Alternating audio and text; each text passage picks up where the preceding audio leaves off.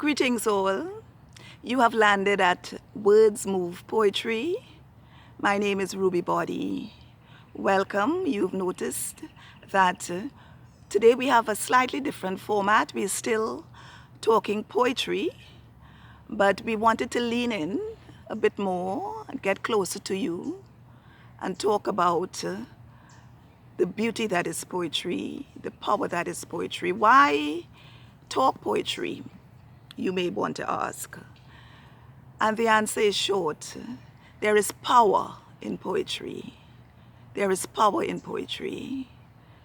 While I was preparing for this video, I looked at a video made by another YouTuber. His name is Silva, and he made a video in which he asks the question, what is the power of poetry? That's the name of the video.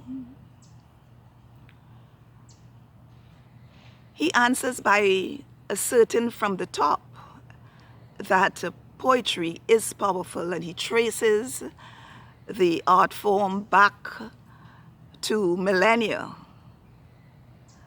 And he discusses the enlightened ones who brought us this beautiful art form and laid down the legacy of poetry for us, the gurus and the sadhus, the enlightened ones. And he talks in mystical and magical ways about the state that poetry leaves us in. It leaves us in a state of trance. It allows us to go in so that we can appreciate what we see on the outside. He discusses the myths and so on. And while all of that sounds fine, it may also sound as if poetry is out of the reach of the ordinary person. And I would like to say that we all have poetry in our lives. Our life is poetry. Our life is poetry. It is a question of unlocking our passion, finding our voice, and stating our truths. If you like what I'm saying so far, I'd like you to hit that like button, share and subscribe. Turn on the notifications.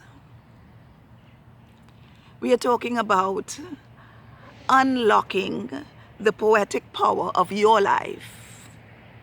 It's about you and me, our lives. It's been said that the great boxer, the greatest of all time, Muhammad Ali, at Harvard, I believe it was, at a commencement exercise, when put on the spot for a poem, he said 2 words, me, we. It's about community. It's about humanness. It's about our human connection.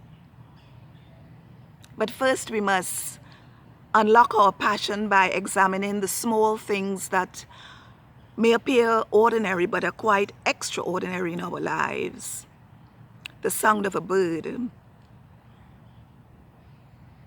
a flower, a child crying, a child looking at its mother, at its father, a memory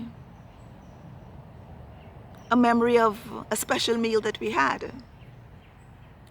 These are all things that we have experienced in one way or another, all of us. But each of us would express it differently because it hits us differently. And that is the uniqueness of poetry. We bring our authentic voices to poetry. It helps us find ourselves. It is soul work. It is the work of enlightenment. The voice is something that we all understand. For instance, if I say, and still like air I rise, immediately Dr. Angelou, the great Maya Angelou, comes to mind. Her great poem, Still I Rise. For some of us, it may be a more classical poem.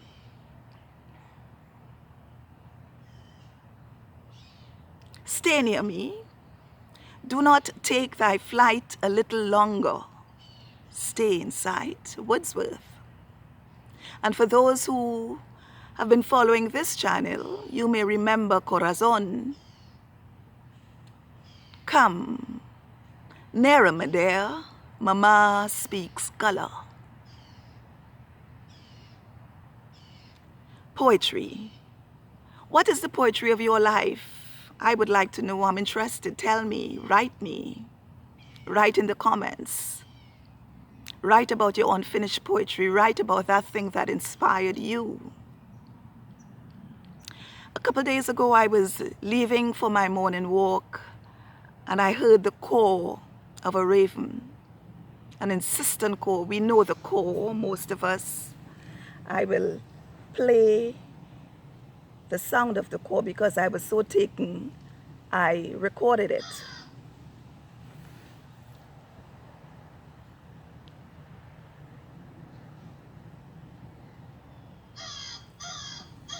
There you go, a raven's caw. And that inspired a poem. I called it Between the Spaces of a Raven's Caw. Between the spaces of a raven's caw, I pause. I pause between the spaces of a raven's caw. I listen between the spaces of a raven's caw. I hear the divine. The divine calls. So that is where I am with that poem. It may change, and I will let you know how it changes. Give me your comments in the comment section. If you like the content, as I said, please like, share, subscribe, and hit that notification button. We'll be keeping this format for a while yet, leaning into you, getting to know you a little better. So while we live our lives of poetry, I wish you blessings. Peace out.